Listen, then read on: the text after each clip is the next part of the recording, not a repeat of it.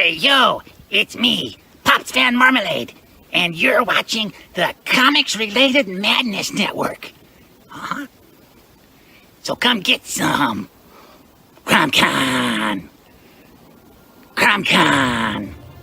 Hey, we want to shout out to our sponsors, Daytona Beach Comic Con. If you are a fan of comic books, if you're a fan of comic book conventions, and if you like meeting comic book creators and getting comics and comic-related stuff, then you need to make your plans to attend Daytona Beach Comic Con. This year's show is September 7th and 8th.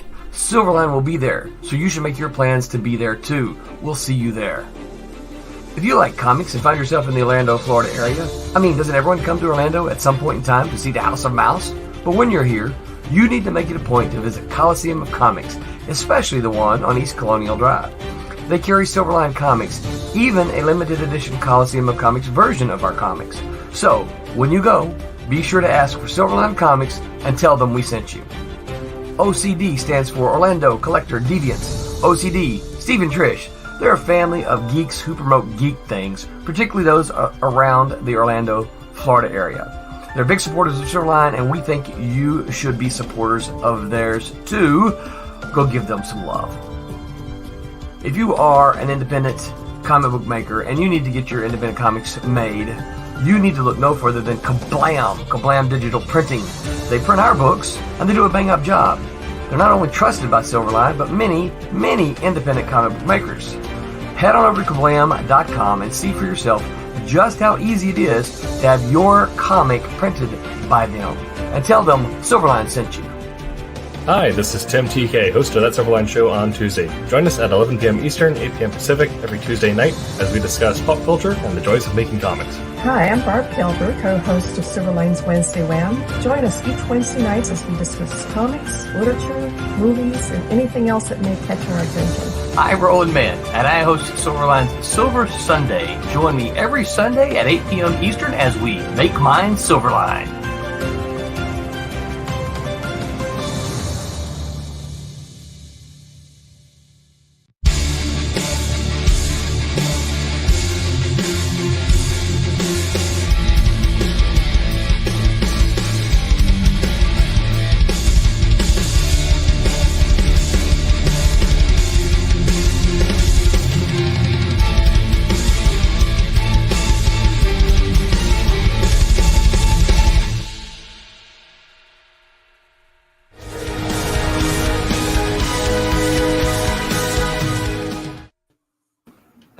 Everyone, and welcome to Silverline Silver Sunday, this October 13th, 2024. I'm your host, I am Roland Mann, and I'm excited to be here tonight talking about all kinds of fun comic geeky stuff. Actually, I don't know that this is so fun tonight, but it's distribution, right? Don't oversell it. Painful. I am joined, as always, by Mr. Mike W. Belcher, that man in the mask guy. Howdy. He's wearing the logo tonight. He is wearing the logo. Yeah, sorry. Let me get I'm that wearing Halo, yeah. Yeah. I will get that moved. And, of course, we are joined by Hurricane Plans. Grab the beer and run away, Mr. Thomas Formati Jr. Howdy do. Where is the doggone logo? It's called Overlay. That's what it is. What's up, Tommy? I don't know. How'd you come through the hurricane? Okay, y'all get wet? Well, did I get well? I mean, it was rainy out there. Yeah, I'm still a little tired. I'm sure you are too. Yep. Well, yeah, I got extra traveling ahead, and we're of course joined by Color Supreme, Mr. Roberta Conroy. How are you, Hello. Roberta? Hey, Roberta. Hi. How you doing tonight? You gonna color for us tonight, Roberta, and let us put it up? Sure. That would be great, because that way we will have something to look at while we talk about a very dry subject. That's right. Mm-hmm. And last but not least, we are joined by the distributor's friend, Mr. Tom Mason. Hi, everyone. So we've had a hurricane and down here in Florida, and we came through. Silverliners, a handful of Silverliners felt it. I think Jose is still without. No, we got internet. power. He's got power, but he has no internet. Yeah. So, but he was right there right below. I don't know if anybody knows what Florida looks like, but he was right below Tampa, where he got hit pretty hard. Yeah. He was in that zone, the bad zone. Also, if you got power back but not internet, what's the point? I know. Well, no, air conditioning. Oh, right. Yeah. Sorry, I forgot. It's, it is hot down here. Yeah. So we did fine. We were north enough of it where I live that our power flickered. We got heavy rains and high winds, and we lost the internet for 10 minutes. But that was it. That was the extent. You're lucky. That sounds yes. We are very fortunate. And here's the thing: I didn't know how bad it was until last night. And here's why I didn't know how bad it was until last night, and that's because on Friday, late Friday, of course, after working hours, I flew to Kansas City, and my very first time in Kansas or Kansas City. And I spoke at JOCO Convention, Jones County Science Fiction Convention. It was their first ever convention. They used to have one there years ago, but the folks who ran it stopped. And then now this new crew has picked up the torch, and they have started again. They rebranded, they renamed. So I went out there and spoke there and had a blast. Just got back today. In fact, I walked in about 40 minutes before start time here. I sent all these guys a message that said, "I'm eating in a hurry. I will be right there." So I'm kind of pooped as well for that reason. But anybody else have any exciting things happen this weekend? Not compared to hurricanes and travel. Well, Tom, did you do New York? No, well, I'm going to. I leave for this week. Okay. I leave for New York tomorrow. Okay.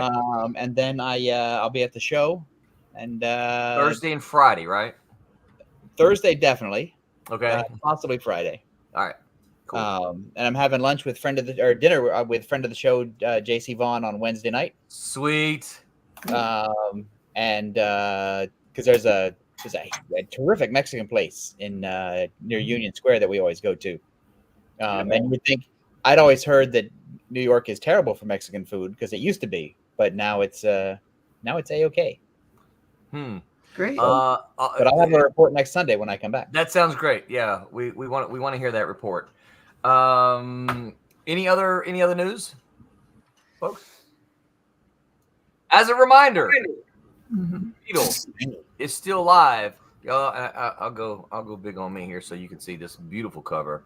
Look at this thing. This is a fantastic, gorgeous cover done by the folks at Kablam, of course. You guys, this thing is only going to be available during the campaign. So you'll still be able to get the book, but you're not going to be able to get this beautiful foil cover. I think, Tommy, you called this one prismatic cover, wasn't it? Yeah, that's the rainbowy kind of silver. Yeah. I mean, just look at how nice that is. And who's the artist? This cover artist is Jose and Tommy. Jose Pencil that's and why Thomas Formanti so inked it. Yeah. and then I don't know what Jeremy Kahn is the colorist. So there you go. Hey, look at the inside back cover.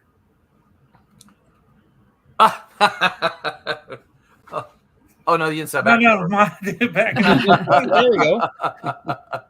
Nice. Promo. Yeah. Promo. For Kid Heroes. Yeah. I don't know. I just grab scrap paper when I run them through. I know. That's pretty funny. There's always, and this is. I always try. Roland doesn't know. I always try to put some dirty comics in there just in case he accidentally shows it. No. Yeah. The funny thing is I never. Well, the first couple ones I've got of these, I flipped through them. But afterwards, I'm like, you're just using scrap paper to do this, and so I never look through them anymore. Yeah, trying to find that last one. I think I put some really vulgar stuff inside. Well, so here's the other thing that I do You gave them to somebody? I give them more. Yeah. In fact, I think except for Tom, you can give them to Tom. Tom would I don't probably think I don't think Mike's got his yet, but I think I have the Switchblade. I've got it. I just haven't had a chance. I didn't actually. Don't open it up then. Obviously, No. This is just one of those little sample ones. The sample. Yeah. Right. Yeah, and I send the samples as a proof copy to generally whoever does. So I'll probably give this to Jose, right? Because it's a proof copy, and he can you can still show this off, right, without showing the interiors. So I sent this to Mike to say, hey, here's your cover that you did, and but don't look at the insides, Mike. Oh, you may not well, and I started using Post-it notes once I discovered what Tommy does. So I started using Post-it notes, and I put Post-it note on there like, this is a proof copy, right? They used to do this in the Marvel bullpen too. Glue it closed or whatever, so you don't open. Yeah. Because I've been told I don't do this enough. Hey, all of you listening, be sure to like, subscribe, follow, and share. We need all those. In fact, I've got a little thing right here that I don't think anybody else can see, but I can see how many likes that we have right there. Oh, I thought you were just saying you were number one. No. It's at the top of my screen. I thought he cut his finger. I'm sharing. I can see where everybody's from, right? So right now we've got 16 from Twitter, we've got Twitch, and we've got Facebook. 0 watching us on YouTube. So we usually get our YouTube views post live stuff. So is it on YouTube or is it? It is on YouTube. Yeah. Okay. Sometimes different ones don't come through. Yes. There we go. It is on YouTube. So Roberta, what are we looking at? We're looking at Viper's page, Cat and Mouse. Nice. And that's as close to cat as you're going to get right now. Okay. Looks like he's just getting arrested. No. No snakes today. Nice expression. Talking to some detectives, I think. Right. Right. This would be the exposition scene. That's right. Mm-hmm. Yeah. Can't you? Yeah. Give me the. There. Yeah, see, she's got nothing. She's got nothing. Which one of the cops is close to retirement? Yeah. Isn't there a more exciting page, Roberta? What is unexciting about exposition? Don't even worry about that page. It's good enough. I was waiting for someone to say, "But you wrote it, Roland." Yeah, all of this is your thoughts. Every page is gold. Every page is gold. Every page, it moves the story forward. That's all. There is so much happening on this page. I can't even begin to tell you how much is happening on this page. I've got a problem. Why is the one dude on the left-hand side, he's missing the bottom part of his legs? Yeah, he is. That's where the cat is. Oh my gosh, I just noticed that. He will manage. He'll manage. He's just floating in. He has benefits. This is this police station is really weird. You float in they have dry ice, right? I don't know what they got. Add in some clouds down by his feet. Yeah. Oh no! Wait, Angelo is he influenced by Rob? No, Rob draws the feet off the panel. We just don't have any legs at all. We just stopped drawing. That is weird. We would have to take another look at that. Well, we shouldn't leg shame. No, that's right. Should not leg shame. All right, so tonight, y'all, let's talk about comic book distribution, and we're not negative here. We can talk about things that are problematic, of course, but we want to talk about comic distribution. If you're an independent comic book creator, how do you distribute your book? How are Marvel and DC distributed? And probably before we get to here and now, let's kind of move our way forward in time. I don't know how they were distributed way back when. The only thing I know is the newsstand as the beginning. Does anybody know of anything before newsstand? Was there anything before newsstand? I don't know. Not that I am aware of. They used to put them in packs of cigarettes and give them out to school kids. Oh, Jim, gum. That was in the 20s and 30s. So a quick summary of the newsstand, okay? The publishers would print hundreds of thousands of copies, and they would shotgun them out to actually, these would go to the newsstand distributors, and then they would shotgun them out to convenience stores, grocery stores, bookstores, drugstores. I mean, cities, and I didn't live in a city, and I didn't have access to a city growing up, but I've seen pictures. Cities even had these little stands in the you could walk by, and there was just a bunch of magazines and newspapers and comic books, right? It was just a newsstand. You'd see them in train stations and bus stations, and I mean, they were everywhere. And so they would send them out, and theoretically, at the end of 30 days, and this is why they all have colors at the top of them, because that would tell you when the month was over, right? They put those colors at the top of the comics. Yep. Theoretically, at the end of 30 days, they would rip the logo. Anything that they didn't sell, they would rip the logo off and destroy the unsold comic. Yeah, you gotta send the cover back. Yeah. And send the logo back. They would send the logo back for credit. Right on the next batch, and then that would then report to the publishers.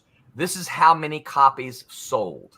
Right, everything was all a chance. It was all a risk at that point in time, because the publishers, they printed hundreds of thousands, but they didn't know how many were going to sell.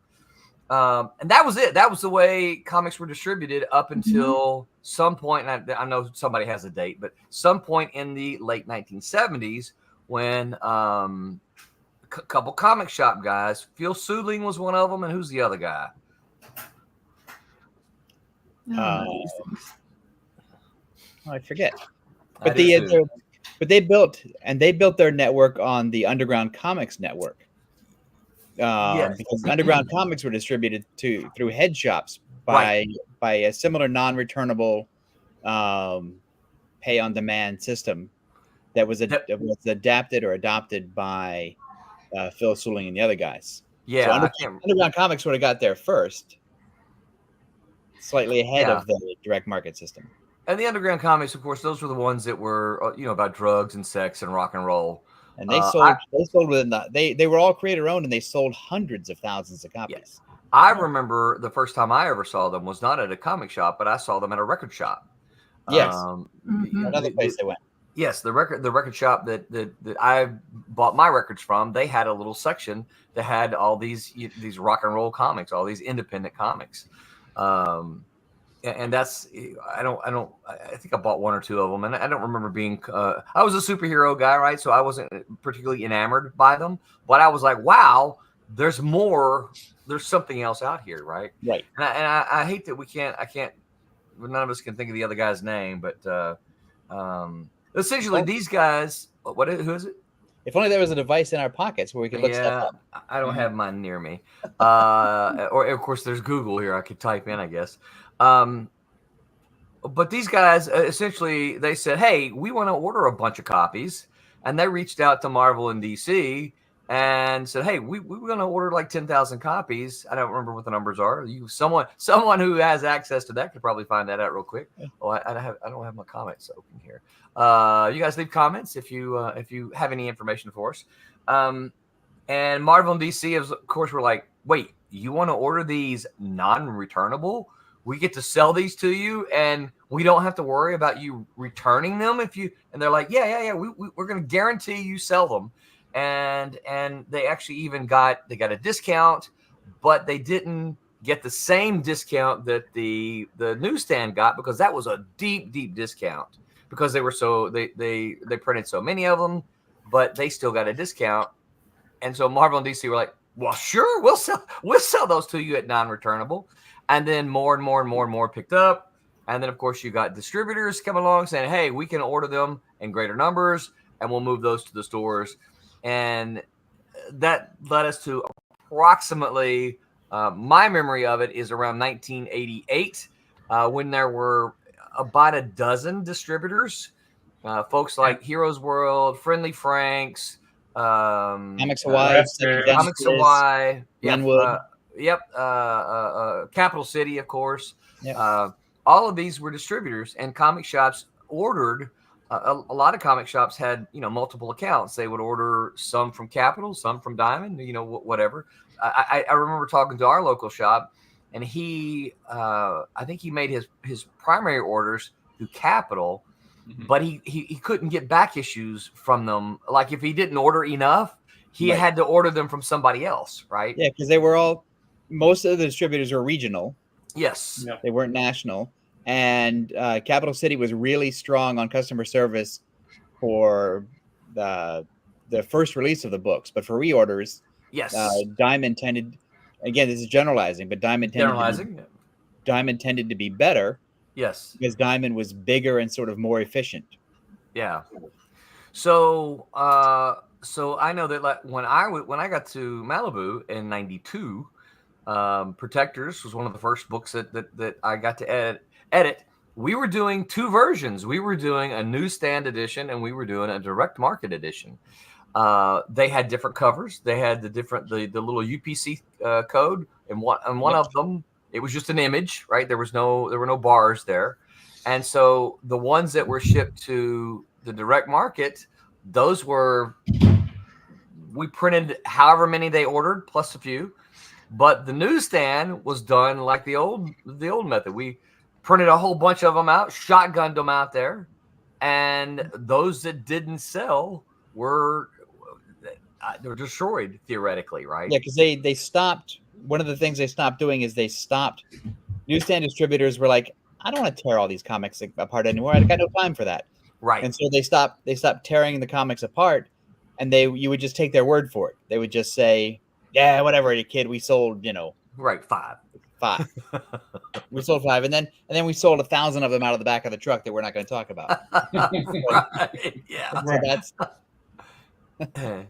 So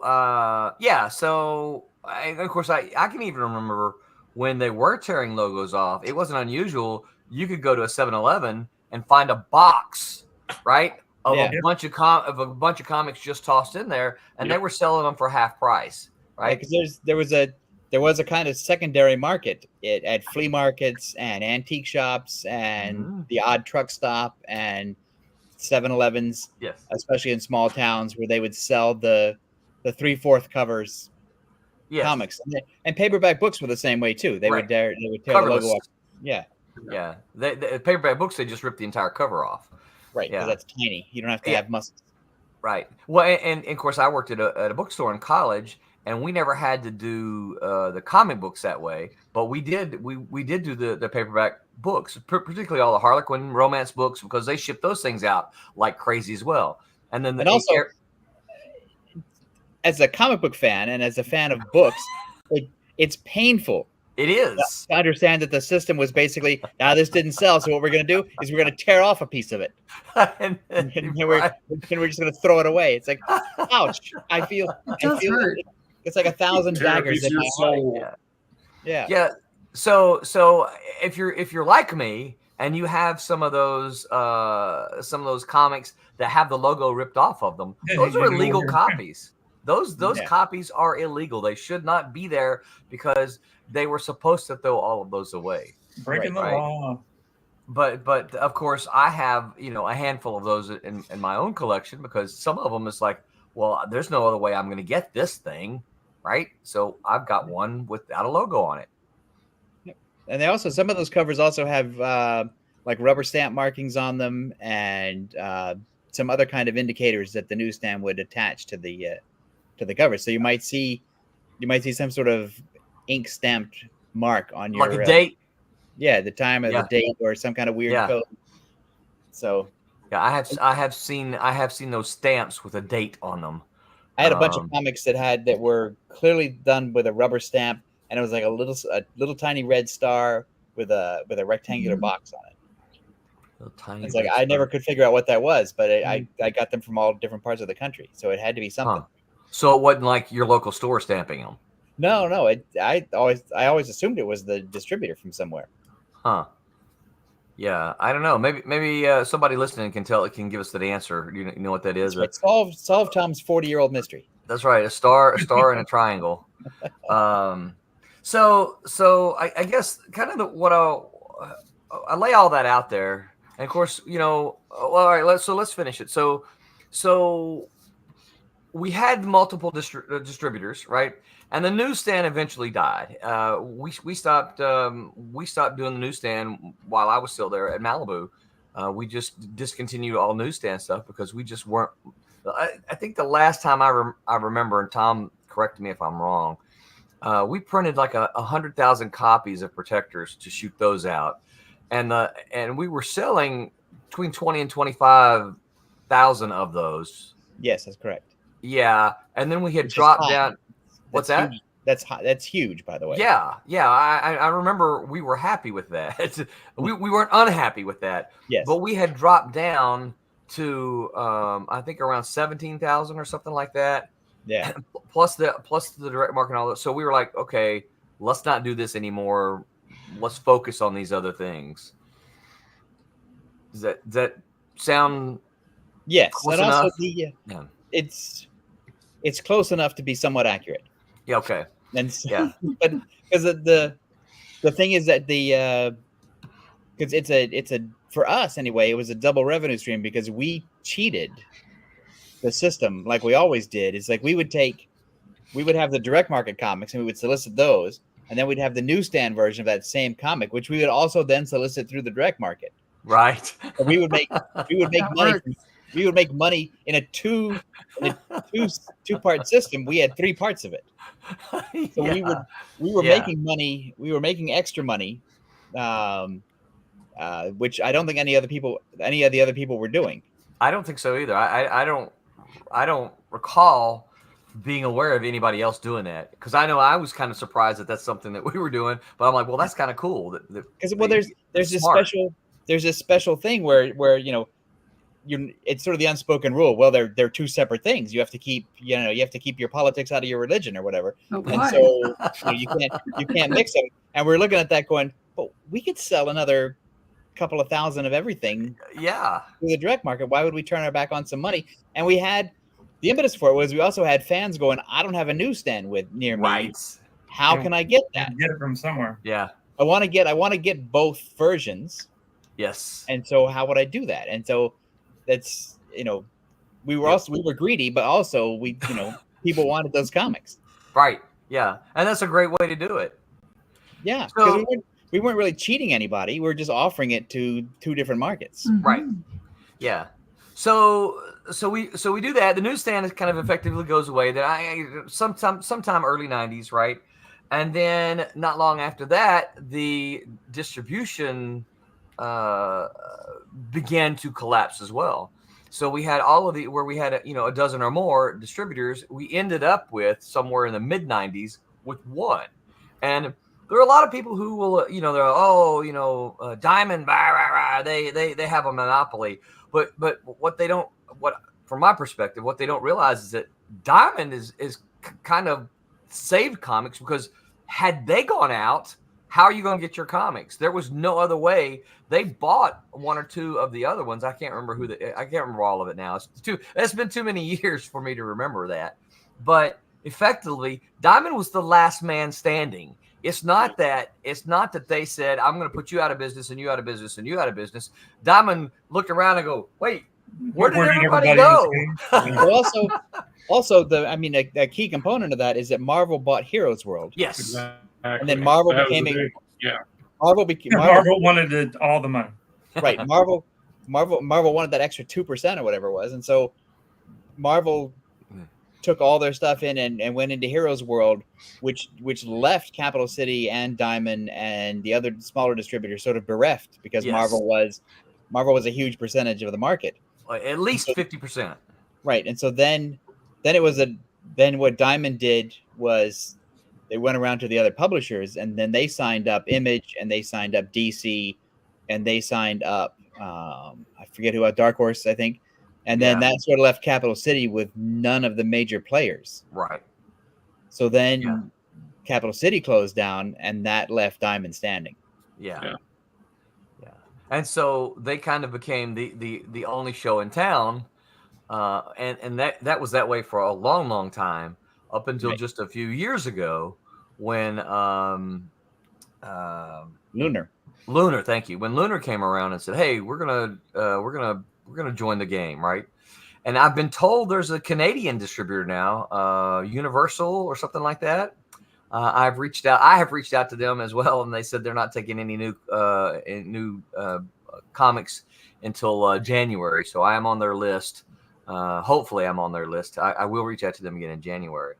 I've reached out to Lunar as well, and they says I'm on the waiting list, but I don't know what that means. I can't get anyone there to answer me. But so the point of all this summation is that we've seen distribution change, right, from newsstand to direct market with multiple distributors, and now direct market with no newsstand and one distributor. What's the future of comics distribution? What do y'all think? Any ideas? Any thoughts? Geekman and the Monsters of Thunder Nerd says, "Hey there, folks. What is up, Geekman? Thank you for swinging by." Geekman, listen, if you got thoughts on this comic distribution, chime in. Let us know what you think. Tom, you're itching to go. Well, I don't want to. I run my mouth too much. I think somebody else should weigh in. Roberta, you have any thoughts? Well, it sounds kind of like above my pay grade, but I have been also in publishing, making magazines, and it has a very similar feel to that. So I was working for one company who actually did their own distributing, and when they decided to sell that portion, that left a lot of people in a tailspin because they not only distributed, but they also did the analytics on placements within the shopping areas. So what you see in the grocery aisles and that kind of thing. And there's a lot of math and, there's thought behind what might sell there. And they can charge a fortune for it. And so because that was interesting because there was a point where no one was able to distribute for a while, and there was just a hole. Why was that? Because the company was losing money, so it sold off that portion, and the people that bought it didn't really know what to do with it, and so they kind of didn't understand the actual volume, I think. So it just is a little story. I'm not naming names, but it is interesting. Yeah. And it picked itself back up eventually, but I think the whole system is very precarious in its interplay because the cost of shipping is always all over the place and going up at all times. Yeah. Well, and I think we see some of this changing because the way consumers consume is also changing, right? We don't. Does anybody on here still get a newspaper? No. I used to be a regular newspaper subscriber and reader, but I haven't in a decade, right? Not on paper. I thought it was a sign that I'd finally become an adult when I had a place and I had a newspaper coming to my house. It's like, right. I'm a grown up. You've made it. Because look, my name is on this little sticker here, right? Somebody is bringing this to my door, like a newspaper waiter is coming to my house, and yeah. No, I agree. I had that same thing. But if you want your comic in a comic shop, there are two ways really to get it, right? The first one is you go through one of the distributors. You go through Diamond, you go through Lunar. I guess if you're in Canada, you go through, I think it's Universal. Don't hold me to that name, but I think that's the name of it. Or you call them directly yourselves and say, "Hey, I got a comic. Will you buy it? That's tough. That takes a lot of work. What I think what's happened is it used to be a simpler system. Yeah. Where you would make a comic and you would make a deal. Like DC and Marvel had long-standing newsstand deals. Yeah. With the same newsstand distributors. And it was just easy. You made a comic book, you put it on the newsstand. And then with the direct market, you had a deal as a publisher or a creator. You had to deal with Diamond or Capital or whomever, and you made a deal with both, and that was it. You published your comic, and it shipped from the printer to the Diamond or Capital warehouse. So once you approved it, it was done. Yeah. And now it's a lot more complicated because the industry is fractured and distribution is fractured because you can go through Diamond, but Diamond has rules about who they'll take in and who they won't take in. Yes, they do. And so does Lunar, and so does Universal, because you said yourself you're on the waiting list, which is unheard of in the 80s and 90s. That was not a waiting list to get distribution was not a thing. And but there's also now if you're if you're Diamond or DC, if you're Marvel or DC, it doesn't matter as much. But if you're an independent person, you get to really hustle. You've got to pursue other avenues, whether that's hand selling at conventions, whether that's mail order, whether that's putting your book on Amazon or Comixology or what's left of Comixology, or releasing it somehow digitally, or all the other stuff. You have a lot more to do as an independent creator than you used to. Right. Geekman says Amazon was our main distributor for Aphotic Realm magazine. All of this stuff is over my head. I leave the logistics to you fine folks. But ARM was your baby, right? Rob Davis, what's up, Rob? Hanging out with us on a Sunday night. He goes, I think the biggest change to distribution was non-returnable. Before that, whatever didn't sell on the spinner rack, you could pull the cover off the book and return it to the publisher distributor for credit.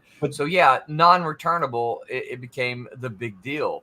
But I ask you today, and I can tell you today, what aside from Marvel and DC, who can afford maybe Dark Horse, who can afford that? Right. Because I can tell you, Image can't afford it. Because the system is built on getting the money funneled back to the publisher as quickly as possible. And so if you make a product and you have orders from the retailers, and then you know how much money you have. Yeah. And you know what the creators are going to get paid, and you know what you're going to get paid, and you know what your overhead's going to be. And so it's easier to determine your profitability. Right. Yeah. Because the numbers are so low now. It's crazy how low they are. Yeah. So there's not a whole lot of money just to throw away in printing. No. Well, right. And you've probably heard those who've been around certainly can remember maybe during newsstand. You probably heard some of the creators saying they had to wait months for their royalties. Well, the reason they had to wait months for the royalties is because the book went out. It had to sit there for 30 days. Yeah. And then the newsstand distributors had, I want to say something like, correct me if I'm wrong, Tom. I remember because I remember us doing it with the protectors. So they had something like 8 months to report their returns because they had to collect it from all of their clients. Yeah. So we couldn't, as a company, then we couldn't pay, R.A. Jones and Tom Derenick, the guys who made the protectors. We couldn't pay them the royalties because we didn't know what they were getting. Right. If there was any, if there was any, But the royalty thing for newsstand is a fairly new thing because in the 40s, 50s, and 60s, nobody paid royalties, so it didn't. Yeah. It didn't matter. Yeah. Well, I think the guy gets a lot of shade tossed his way, but I think if you guys correct me if I'm wrong, we had Jim Shooter to thank for that. He put the royalties in the play when he wrote Secret Wars. Yes, he did. Hey, I bet this is going to sell really well. I'd like some royalties. Maybe Marvel could change his policy on royalties. But it benefited everyone, right? Yeah, it's true, and it's a couple of decades too late because if Kirby had gotten royalties on his stuff and Ditko had gotten royalties on his stuff and Jim Aparo got royalties on his stuff, and Neil Adams got royalties on his stuff. Right. If all that had changed, those guys would have had some good money. Yeah. Yeah, because it doesn't really take in a newsstand, because the per unit cost is so much lower because you print lots more, because the per unit cost is so much lower. It doesn't take as many thousands sold before you can begin to earn out the royalties. Also, and you're printing on basically a Printing is newspaper press. way cheaper. Yes. Yeah. Yeah. You go to those big printers where you just sit there and you just run 1,000 books off in a minute. Yeah. Yeah. I think we've all seen That's old anything. movies, old black and white Yes. movies where they're set in a newspaper office or whatever, and they cut to a shot of the printing plant, and that thing is printing out newspapers. Yeah. That's how newsstand comics get printed. Yeah, I love those scenes. I don't think anybody does that anymore. Rob Davis is on a roll here. Rob says it was also the scale of sales. It used to cost pennies a book. Now it's a lot more. It used to cost pennies a book to print. I mean, economies of scale. Comics sold in the millions, or at least in the hundreds of thousands. The more you print, the cheaper each copy. Yeah, that's right. Because you could. It's funny. I mean, my math is wrong and fuzzy, but for it to print 1,000 books, it's like $100. But to print 5,000 books, it's like $125.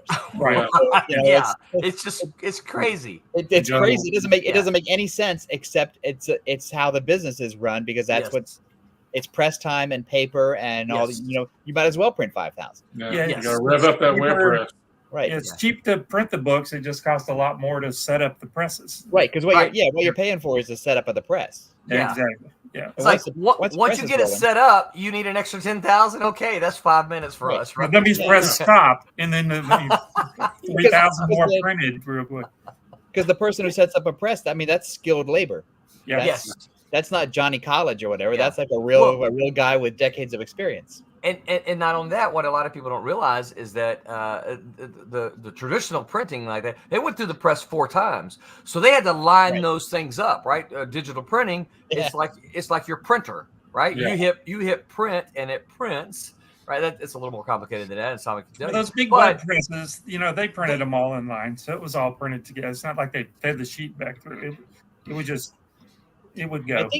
I think Charlton Comics had to feed theirs 3 or 4 or 5 times, because you could always see that registration was off. Yeah, maybe back in the the color of Snoopy's nose, right? Is not here. It's over here. Yeah, because they didn't line it up. Yeah. Well, the longer those presses ran, the more those plates came out, and if you didn't have a good press guy, right? Who went and correct that. Yeah, I saw it many times in newspaper. You have those first. Those first runs look really, really good, but toward the end, the press guy doesn't go in there and adjust those plates. Yeah, they're just going to be completely off. And also during at some point, I remember they stopped using metal plates for comics and they went to plastic plates. Yeah, that changed a lot. That's when you started to look at your comics like, what the heck happened to my comic book this month? Yeah. Rob Davis says it's the cost of setting up the printer. Yep. And then he said, I used to work at printer and pre-press, setting up the negatives so the color plates could be aligned properly. Right. Yeah. So it takes somebody like Rob who knows what he's doing to do that, right? Yeah. And that's where the big costs for those big presses are. You got to pay Rob, but once he gets all that set, those machines just and printing, as you pointed out, print 100,000. You're printing all the plates. Each page, is 4 plates for the 4 colors, and then you got a line. Yeah, it's a mess. Yeah, and then you got to send everything over to the bindery. Yep. Because you're printing the covers. Just a bunch of sheets lined up, and then they put those guys have to put the all of it together. Because you're printing the covers on a separate press, and then you got to match up the covers with the contents. Mm-hmm. Yep. So of course, one of the things that Print on Demand did for us is allow the small guy, right, to say, "Oh, look, I don't have to print 3,000 copies now," which was the minimum print run at one point in time. Mm-hmm. It's not anymore. It has come down. Anyone who's curious about that, I will tell you this: it has come down because I had to print 3,000 copies in the late 90s. In black and white, but I think because all newspapers and newsprint are suffering, I guess that's why those numbers have come down. but 3,000 is no longer the minimum. Do they still want what? 500, 1,000, 1,000, yeah, 1,000 for a lot of them, yeah. But I mean, 1,000, I mean that's 2,000 different than 3, right? Well, also, I think as people printed less, I mean, nobody wants to have their because the press is not doing anything. Yeah, nobody wants to have because that's sort of how comic books got invented anyway. Is they after newspapers and pulps, they still had press time. Yeah. So the worst thing you can do is if you own one of those giant presses or a room full of giant presses is to have them sit unoccupied for a while. Sitting doing nothing. It's the same now too over at the Kablam office. Whenever we don't hear the machines running, we're like, find something to print. Yeah, go make something. Go find pull up a reorder that's ready to go and print it because it's just sitting there doing nothing. Yeah, right. Yeah, you want it because time is money. Yep. Yeah, time is money. Yeah, and if it's sitting there, it's not generating you any money, no income. Right. And also there'll be times when you have too much. We always say, hey, let's make somebody happy. Find something that's a reorder that's 3 weeks out and print it real quick. Print it early, right? Yeah, print it early, get it out. I mean, while we're processing some other files or whatever. Rob says, it was amazing walking to the pre-press area in the back of the plant to see the presses whirring out books, and then by the bindery watching it stitch together the folios, trimming the pages, and then gluing on the covers. Yeah. When I worked at Hattiesburg, America, that's what they had a big web press. They did some color, but it was mostly black and white stuff. It was neat going in that big press room to see all the big machine, that big web press. That's so cool. Does the Hattiesburg American still exist on paper? Do you know? Yeah. Does it? Renee's parents get it. Yeah, it still comes out. Yeah. But also that plant also did the USA Today paper too. So. Oh wow. Yeah. All right. So they had a big account. Yeah, they had a monster account. Yeah, it was the USA Today. They had a USA Today mini office that it's not that they did any of the work there. It was just all of the they would digitally send the files to them, and they had bought right before I quit there. They had bought a big a direct to plate machine. So the files would come out, you pull it up, and they for whatever reason they were on Macs. They used Quark Express. So they'd pull it up and shoot them straight to the plates. That was really cool at that time. Quark Express is what Malibu used. Yeah. Mm-hmm. It was cool. We used to use it as a verb. Hey, these pages haven't been quarked yet. Right. No, it was good. That's funny. I like Quark. Quark was a fun program. I liked it a lot. Yeah. It just didn't have a good preview system, so no. But actually, what I found, this is something that we got off subject. I found when I started working there, it was a hard time for them to get to let you preview stuff, but there was a bunch of I think I downloaded them illegally. There was a bunch of plugins that I found, and I installed on the machine that I was using because I was doing all of the pre-production work there, and just to make it so I could load in images faster and this, because you had to go jump through all these hoops to get images put in and all this kind of stuff. Yeah. But I found all these plugins and stuff, and they had to go buy them all because I started using them. Everybody's like, "How are you laying these pages out so fast?" And I'm like, "Because I got this plug-in." Did you buy it? No, but y'all are fixing to go buy it because. Rob says where I worked, printed mostly textbook. Agent Cub, he joins us before we're 5 minutes before the show, right? What's going on? What's happening, Agent? Good to see you here. It's about time for Hyper Potato to show up again too. That's right. So here's the question then: is how? I mean, this is all talking about kind of how comics were distributed. It all ties into this. What is the future of distribution? And if you're an independent comic book maker, what do you do? What should some of the strategies be to get you into comic shops? You guys have any thoughts? I want to go a step beyond that. Are we still relying on comic shops? I think that's the bigger question. They're not relying on us. They to be sure aren't. honest. I mean, if you go to most shops today, their new comics, they're just sitting there. I mean, you can ask any of them, and the only ones that are buying those new comics are the people trying to keep up with their collections. Yeah. They're not reading them. There's as far as anything exciting, and then, so when personal experience, when you try to get a shop to put you on the shelf, they just, it's like, well, I like your book, and I said I've heard this many times. If I put you on the shelf, it's not going to go anywhere, because the people that are coming in to get those on the shelf aren't your customer. They're not looking for your book. They're looking for Batman.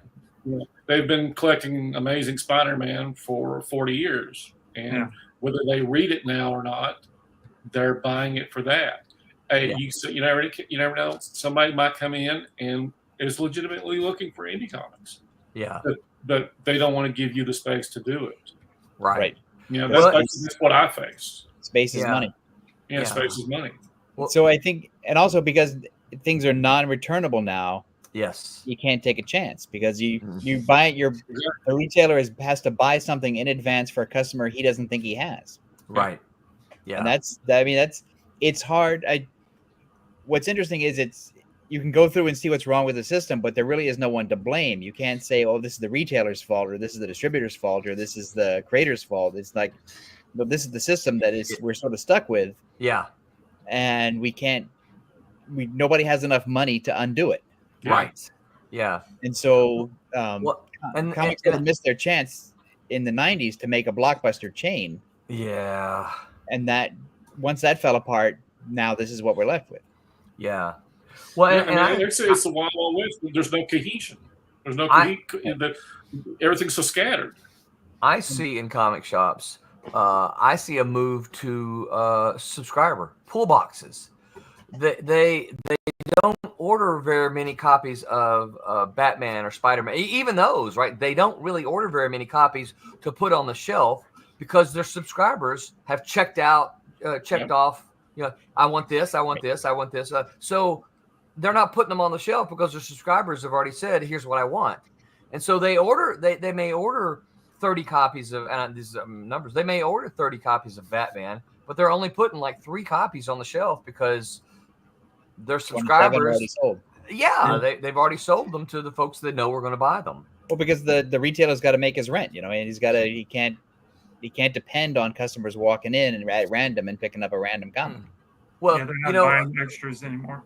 Yeah, I can remember, and I can't remember who it was, but I can remember a retailer telling me one time, "It's like, look, every book that you see out there, imagine that's $1 pinned on the wall." He goes, "That's my money up there." He goes, "I put all that." He goes, "And until someone takes that $1 and gives me $2 for it, that's all my money that's just stuck there. It's not doing me any good." Yeah. So and once you kind of look at a store that way, you go, "Oh wow, look at all this product." That's inventory that they're carrying that doesn't do them any good until they move it. So I think one of the problems that we all make, you like how I said all of us, I like that. is that we always assume there's going to be like a big thing that comes along and shakes everything up and changes it. Because for a while, like the direct market came along, and that was going to save comics, and then digital comics. Comixology and the like were going to come in, and that was going to save comics.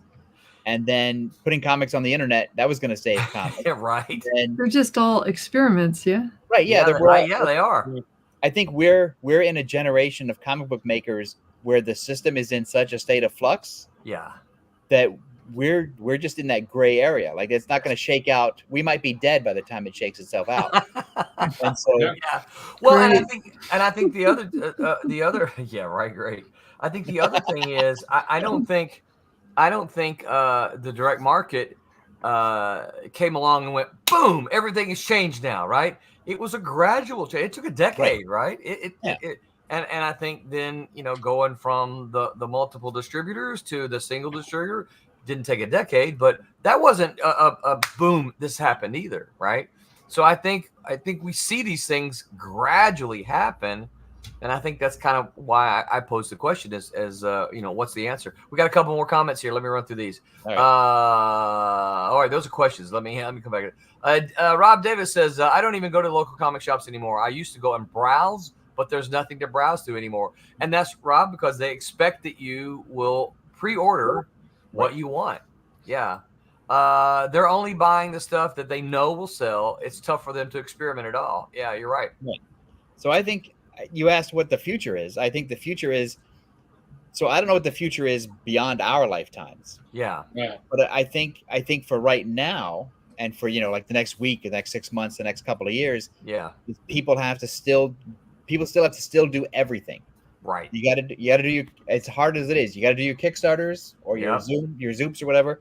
You got to try to get into the Diamond catalog or Lunar or whatever. You got to do shows to try to hand sell stuff. Do it everywhere. You got to build the stuff that Mike is doing. He's building an audience on Substack. Yep. To bring his readers in close, and I think that's the key. Basically, is instead of shotgunning your comic out on the newsstand across country, now you're basically getting your audience and bringing it in closer to you, right? And hand selling. So your audience is smaller, but they're vocal and they're yours. Yeah, and if your audience is smaller, but if you kind of they're not returnable, right? So what you move is what you move, and it's not like the newsstand that is returnable. And that's what David A. Gutierrez, David, thanks for hanging out with us. That's what he asked, Tom. He says, our Kickstarter, Zoop, GoFundMe, Fund My Comic, Indiegogo, are these crowdfunders? Are they the answer? Well, that's the thing. No. I don't think there is I think that's the wrong question. And I love David. But yeah. He knows he is loved by Silverline. Well, I'm having dinner with him in a couple of weeks too. There you go. But the thing is that there is the answer. No. Like there's not a thing that's going to come along and save us. There's not a big thing that's like, oh, I found the magic beans. I think Zoop and Kickstarter and all the others, they're just a piece. Yes. They're just one thing you have to do. And I know a lot of creators are like, oh my God, I got to do one more thing now. It's like, well, yeah. Because that's what the comics industry is today. That's it. That is where we are today. It's like, okay, well, you're like, oh, well, I really want to do the newsstand. Okay, create a time machine and go back and live in the 70s. Right. I really want to. I want to get printed. I want to get printed on one of those giant presses I see in the old movies. It's like, well, no, that doesn't exist anymore. Yeah. But I think the one of the keys, I think, is as an independent comic book maker, is that places like Kablam have made it easier to not lose your shirt. Yes. Because you can print if I'll speak for Mike now, or for Roland, I guess. If you guys are doing a show next weekend and you need 25 copies for the show and you've only got 10, it's like, well, I'm going to call up Kablam. I guess I can't do it a week in advance because that'll make Tommy's head explode. But, you know, a couple of months in advance, you're going to need stuff for the show. Just, you can print on demand. You don't have to store them in your garage over the summer. Right. I don't have to put the 2,000 comics in where my car would normally go. Right. So it's basically real-time distribution with the press of a button. And I think that's made it easier, but you're still doing it yourself. Yeah. And we can't forget one thing about Kablam is the fact that they offer Indie Planet. I mean, that's another very vital distribution because it allows people like me to have a catalog that can be accessible pretty much 24/7. Yeah, and I think that's the key too.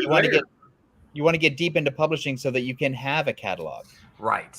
Like if you just do one comic, and you think that's going to be your million seller, that's not the answer. The answer is you're going to have to build an audience. You want a wall. So did you guys know that at one point we set up a distributor system? No, I had no idea. No. Yeah, I'm new. We did. Yeah, it was called. That's only because I hang out with you. Is what? Yeah. Yeah, we you had Indie Planet, but then we had a distributor side of Indie Planet called Comics Monkey, where we were barely going to make any money on the printing side of the stuff, but still let the creator, the creator had to a little bit of a cut, but we were going to take a huge cut.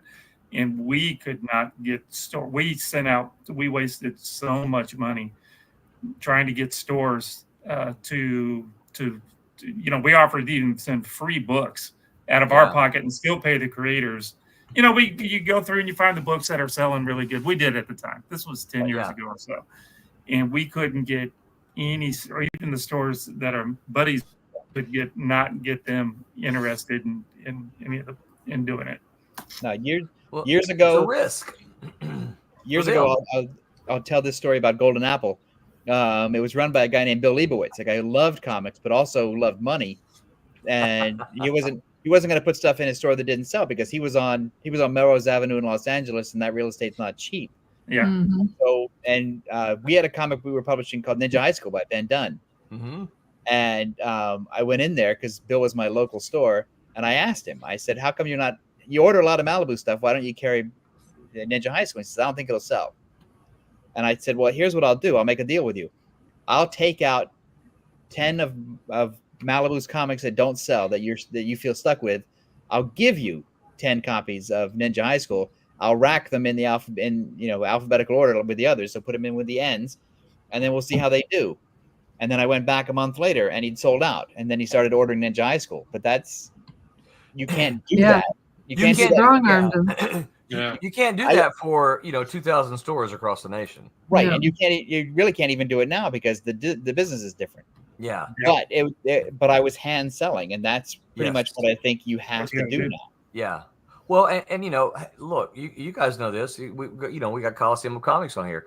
Part of the reason that we have that is because I go to Coliseum of Comics and I talk to them. Right. And I have a relationship with the owner of the store as well as the manager there. And here's the other thing. I've talked to other owners locally as well. But you notice we only ever talk about Coliseum of Comics because the other guys are just like, hey, yeah. So I not really, So I think if you're a small press comic book maker today, you really have to wear every hat. Yeah. And there is no magic bean. There is no magic answer that's going to save. It's like where you can press a button. And it's like, well, I got my comic out. It's like, no, you getting the comic out now is the easy part. Yes. Finding the audience is the hard part. Yes, it is. Yeah, absolutely. David says, I'm like Johnny College. I don't know nothing. He's not running my press for me. And then Rob says, and here we get to why I'm associated with Silverline. I don't have the time, money, or desire to do all the stuff that's necessary to sell comics in big numbers. Well, Rob, you just keep drawing them, and we'll just keep doing the rest of it. How's that? Is that a deal? But I think so. Sorry, Roland, before you get to Rob again. It's okay.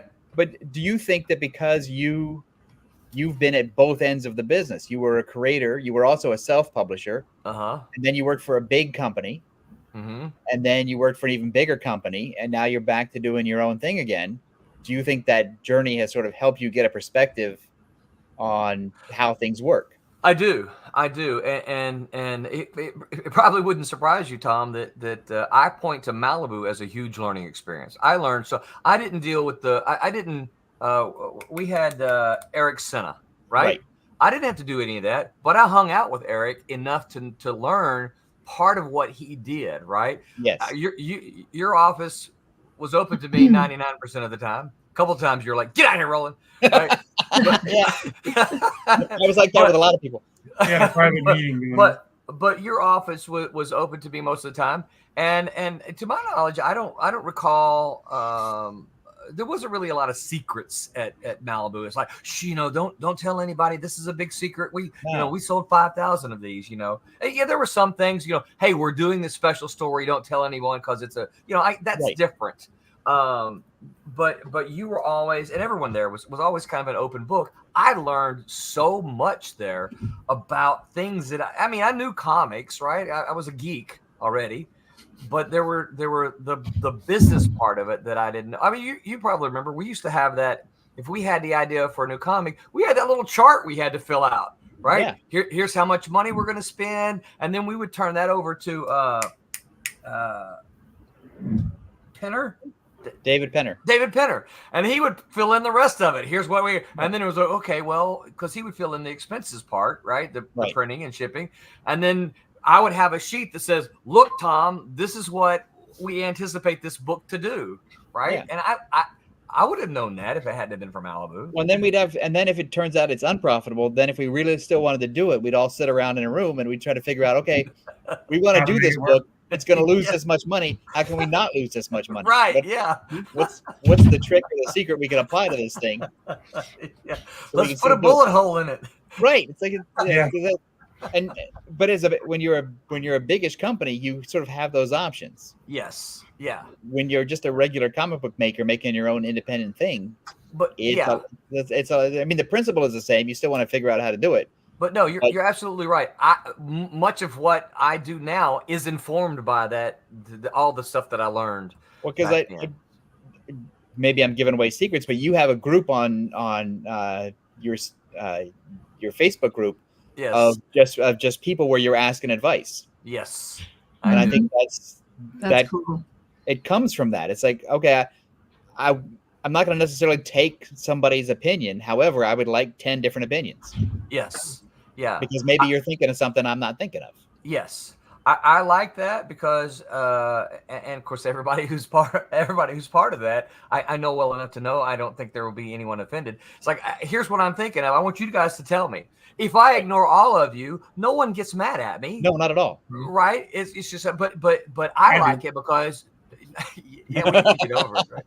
But I like it because I can say, okay, well, I see all these things. Let me think about that. How does that play into what I'm already thinking? And it gives me something else to think about. Yeah, I love the fact that no, it's not a trade secret. I just don't want anybody to get mad if you're not on that list. Well, there's that. But also the thing is a list like that can't be too big. You can't. No, it can't. You can't give everybody a voice because then you're going to get overwhelmed. It'll just be noise at that point. It's just it'll just be noise. And of course, you guys know how much I love Team Silverline, and that's where everybody's at, right? I can't. Some of those things I put into there. It's like, hey, what do you guys think about this? Or here's what, and then that just becomes noise a lot of times, and suddenly we're talking about James Bond or Star Trek. Right. And then I'm y'all did not answer my question. Right. Tommy posted bicycle video, and I'm like, Tommy, I'm trying to get an answer here. Sorry. No, I'm absolutely appreciative. Vito says, "Wow." I agree with you, Vito. You took the words right out of my mouth. Let's see here. Logan Kane McCullough says, taking notes for the very near future. Excellent. Write them all down, Logan. If you got questions, fire away. Let's see. Rob says, I've been producing, painting, and selling my own work for decades, selling them at shows I attend. This is not a source of any kind of way to support myself. It's tough. Yeah, I'd hate to think that the only way we sold books was at shows. Right. David A. Scuderia says it's interesting how much this mirrors the music industry. All of these venues of distribution, but monetizing any single string is a struggle. Well, I mean, look at what digital did to music, right? Yeah, decimated. Yeah, it's terrible. That's why you see a lot of your artists going out and doing smaller shows, because that's where they get immediate money. Yes. Yeah. It's like they're not waiting for their streaming pennies, and they're not waiting for their album sales or whatever. Right. They're going out and they're doing a show at a venue where their audience is. And then they can't go on tour. They go on tour, and they're also hand selling. I went to a hard time with that. I went to a comedy show in Simi Valley, California last year. And after the show, the comedian was selling his own T-shirts and his own CD. Yeah, it's like that's what you got to do. What you got to do. Yeah, he probably made as much off his merchandise as he got from performing. Yeah, but he wouldn't have sold anything if he hadn't performed. Yeah, right. Yeah, no, you're right. Vito says, "What a show!" Don't forget to like and subscribe, Vito. That's right. Thank you, Tom. I appreciate that. I'm there for you, Roland. We need to remember to do that more. It's hard. Yeah. So I think that for me, I think my summary was kind of like what Thomas said is that I don't think there as much as we want there to be a magic bean, there's not. No. As much as we want to think there's something out there, all I got to do is make my comic and then I put it there, Right. and then magically all the cells appear. Yeah, well, it's not one of the there. reasons. It's one of the reasons why I don't like the Field of Dreams movie. Yeah, Because if you build it, they will come. And in comics, that does not work. We know hundreds of people who've made their own comic thinking that they're going to be successful. It's like nobody comes. Right. So yes, if you got to work. David says Tom and I are setting up a merch table after our dinner. Yes, we are. I got T-shirts and CDs. Come and see me. So what about the guy, Tom? You mentioned in San Diego there was an artist. Oh yeah. Who just, I can't remember who you said, but he just said, "Hey everybody, I'm going to be here and not at the main show. Come see me." And for an hour, just sat up there and sold his stuff. So it was a guy who did the animated credits for Deadpool, the end credits with the little cartoon Deadpool, and he had built up a huge Instagram following. Yeah. Right. So he wasn't just showing up to do stuff. He had already had a following. Right. And he went out to his Instagram people and said, "Hey, look, I'm not going to be at the show. However, I'm going to be selling prints of my stuff. I'll be at the restaurant at the Marriott before the outdoor restaurant opens. I'll be there from 9 a.m. to 10 a.m. Yeah. Drop by." And he went over. He was at the table next to me, and because I was trying to figure out why this guy was. What he was doing. Who is this guy? What's he doing? Right. Because now I was curious, and that's how I found out all this stuff. And so he set all of his stuff out on the table, and people showed up, like not a ton of people, but he had like 50 people. That's great. And that's worth as well, because he didn't have to pay the $50 million to have a booth. He basically did like a guerrilla filmmaking thing where it's like he took advantage of the space that was available before it opened. His followers came, they bought stuff, and the thing about him though is that another thing to stress to other creators is he was totally personable. Like he had a winning personality beyond like a salesman. He was talking to people like a genuine person. Yeah. And talking about making the movies and talking about how he made the animated stuff and talking about how he learned to draw. And that's cool. He wasn't like, that grumpy guy sitting behind his table, waiting to be asked something. You mean this guy? He was fully engaged, and it's a mix of he had an audience, he had a venue, he had a marketing plan, he had a personality, and he had a thing that was interesting. He was selling Deadpool stuff at a time the Deadpool movie was out. Yeah. And so he worked. Vito said, "Don't split your IP with an artist who thinks raising less than $1 million for an indie comic is a failure." Oh my gosh. Man. Holy mackerel. Yeah, don't do that. That's terrible. Yeah, don't do that. But I think there aren't many major comics that can generate $1 million. Well, I think all of us here can pretty much say pick a good partner. Right. That's right. Yeah. That's the key. You want to find somebody that you're in sync with, or somebody that you can work with. It's not, and that you both have the same expectations of how this is going to work. Well, and I think that's key. Pick somebody that you can work with. I know you guys question why I keep working with Tommy, because clearly we don't get along, right? It's a mystery. He's gone. He's out of there.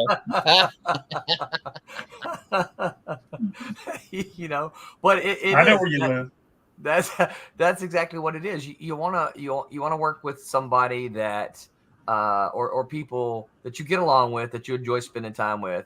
I mean, I believe Roberta likes us because she keeps showing up on Sundays. I'm still here. Right. She's still here, right? That says something. I do, guys. So I think that's vital. I think that's incredible. Rob Davis says your best selling point at a show or signing is a smile. Yeah, and enthusiasm. Enthusiasm. Yeah, because I think a lot of people take it for granted that their fans are going to show up, and it's like they kind of don't want to be there because why should I be there? It's like, well, no, I really want to be there. I want to meet the people that buy my stuff. Well, and not only that, for me, it's like I want to be there because I want to find people who haven't bought my stuff and introduce them to it, right? You're evangelical. You want to get people in. I want to go, hey, have you ever heard of this comic? No? Well, then let me tell you about it and try it out. Yeah. You know, Tommy, I don't know if he still does this or not, but Tommy used to do, I thought was really, really great, is that they would, he would try to get them to buy the whole set, right? They would say, well, I'm just going to buy the first issue. Tommy would say, here's the deal. You take it home and you read it. And if you like it enough, you come back and I'll take this in and trade. I'll give you your money back for this and you can buy the whole set. Yeah, something like that. I don't know if I said that exactly right. Or if they, if they want to buy the trade instead of, so they can apply that money towards the trade. Yeah. You don't. You've seen it. I got a stack of books that I've signed that are like, okay, well, this is just the cost of doing business, and then and if somebody buys issue 1, I can kind of pretend like, oh, here I signed it. Here I signed it. But I think it's as a creator and you're really just a small businessman, and so you want to talk to the fans who like your work. You want to try to convert new fans to your work, and you also want to be able to make a deal. So you have to sort of think on 3 different levels, if not more, about how you're going to work your show. Yeah, absolutely. Rob says you're making fans at a show. I think absolutely, because I know, because we do a lot of our local shows here, and Tommy can attest. We see a dozen maybe of the same people at a lot of those shows, but talking a dozen people, 1,000 folks show up to those shows, right? So I can't do the math that quickly, but that's 980 that I didn't see at the last show, right? Right. So that's 980 potential new fans. And so smile at them, speak to them, engage them.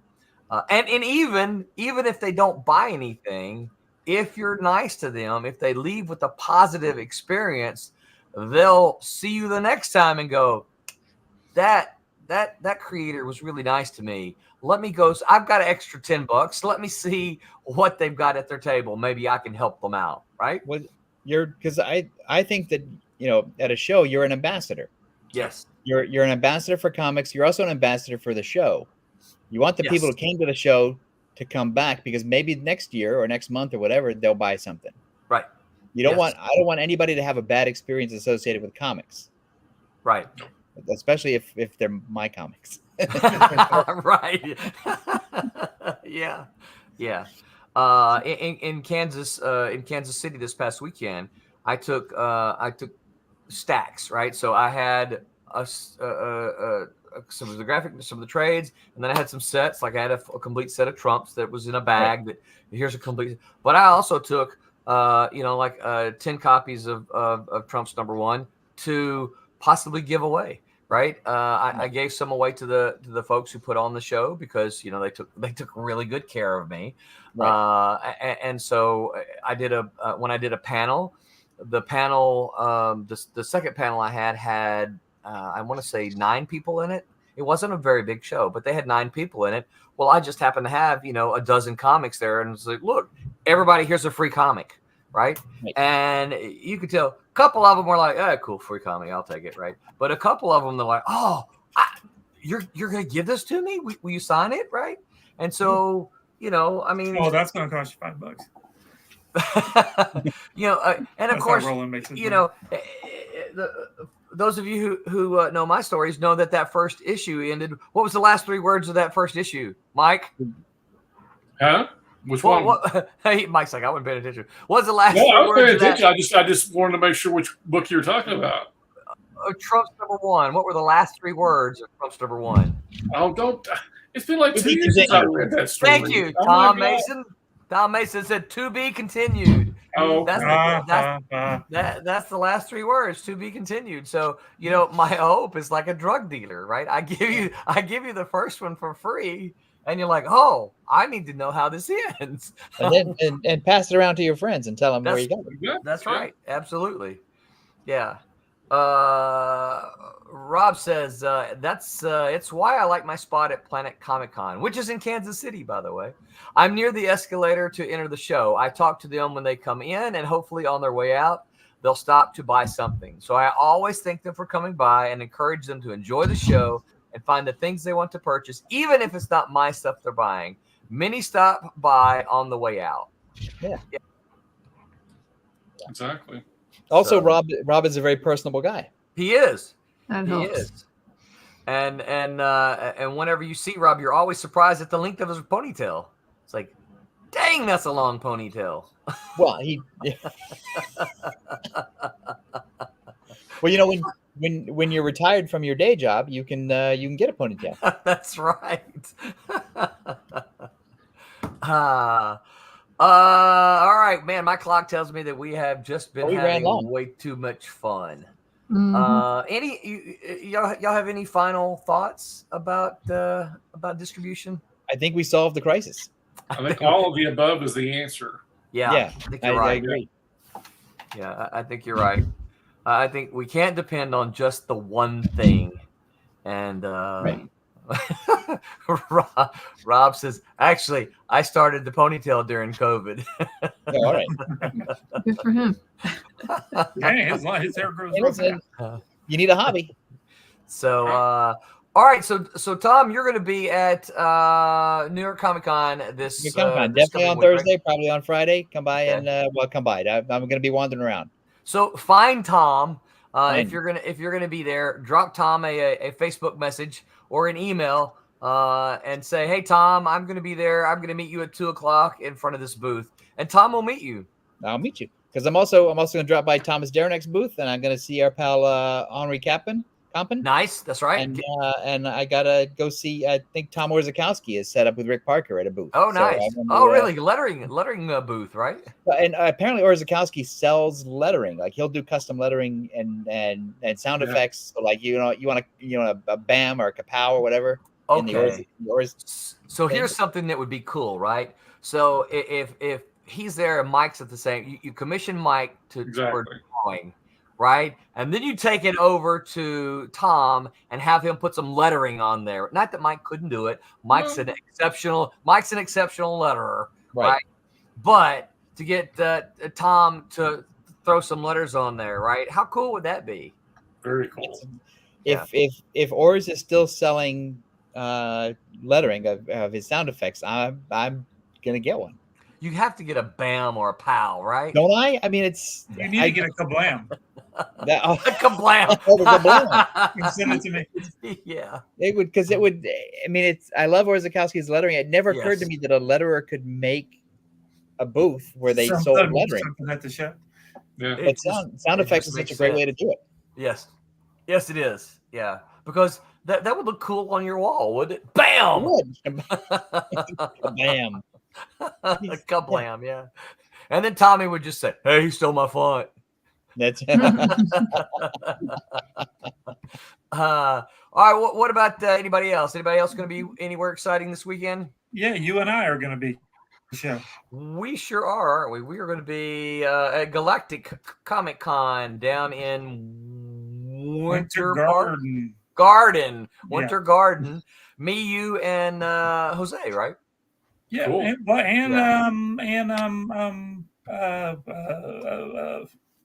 Jeff's supposed to be there.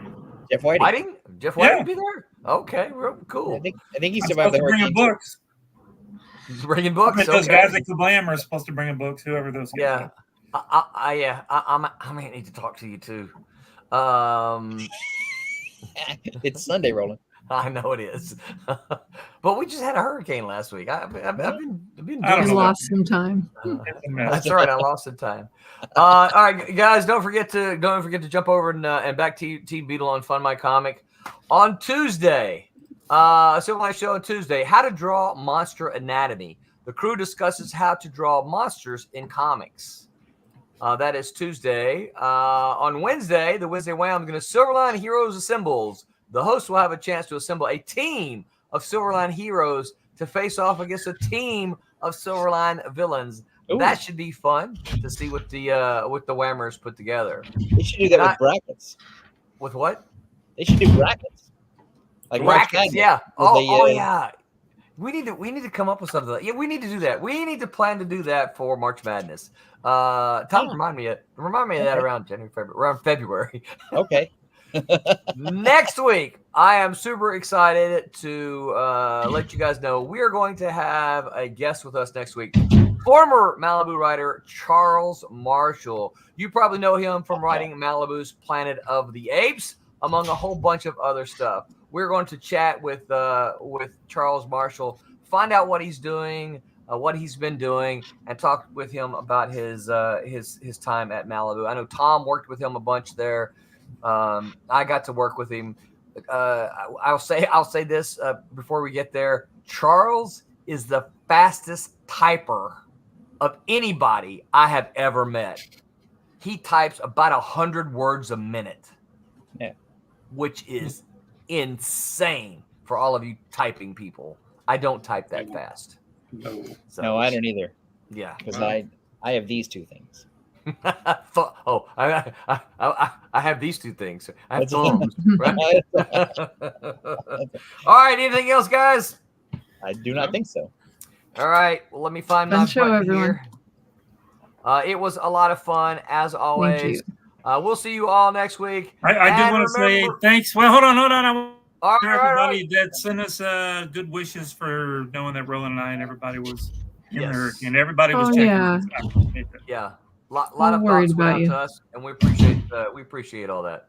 Yep. Thank y'all. All right. See you next week. Remember to make mine Silverline. Good night, everyone. Hey, I'm G-Rod. Make mine Silverline. You heard me.